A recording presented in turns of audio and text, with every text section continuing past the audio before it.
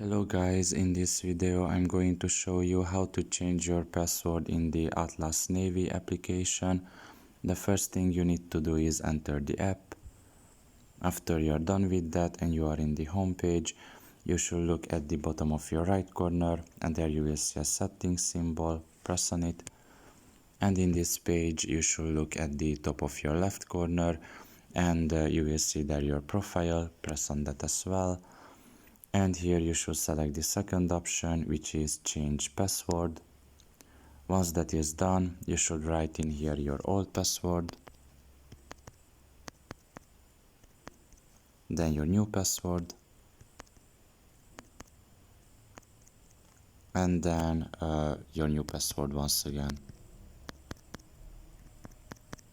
Once that is done, all you have to do is just press send down below, and you can see that your password will be successfully changed. So yeah, pretty much this is all about it. I hope this video was helpful to you. Thank you for listening and see you next time. Bye bye.